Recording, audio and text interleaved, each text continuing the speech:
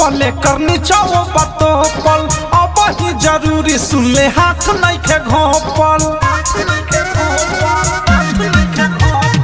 ऊपर बातो पले करनी चाहो बातो पल अब ही जरूरी सुन ले हाथ नहीं के घोपल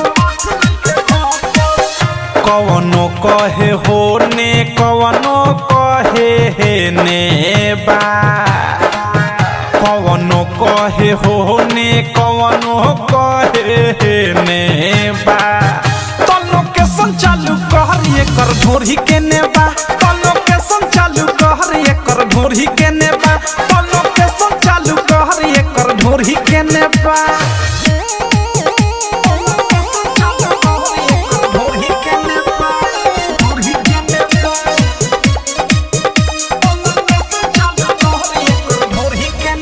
मालविया टंची तबिया पोलाई ऊपर से नीचे ले बाटे गेलाई मालविया टंची तबिया पोलाई ऊपर से नीचे ले बाटे गेलाई लागताटे महालई पियो रछेने बा लागताटे माल ई पियो रछेने बा तो लोकेशन चालू कर एकर ढोरी के नेबा तो लोकेशन चालू कर एकर ढोरी के नेबा तो लोकेशन चालू कर ढोरी के नेबा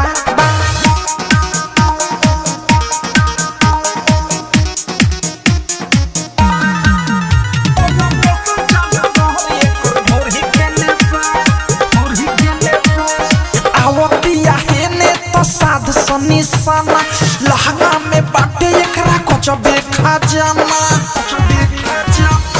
अवधि से राइटर थारू साध निशाना अनुराग मिसाइल बाटे कचबे खजाना रसदार चीज देख आइल एने बा रसदार चीज देख आइल एने बा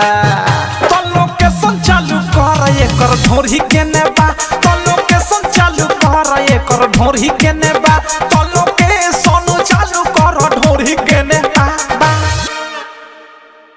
आरसीएम म्यूजिक न्यू ऐप अभी डाउनलोड कीजिए हमारे गूगल प्ले स्टोर से और पाए भोजपुरी लोकगीतों का एक से बढ़कर एक ऑडियो वीडियो सॉन्ग बिल्कुल मुफ्त।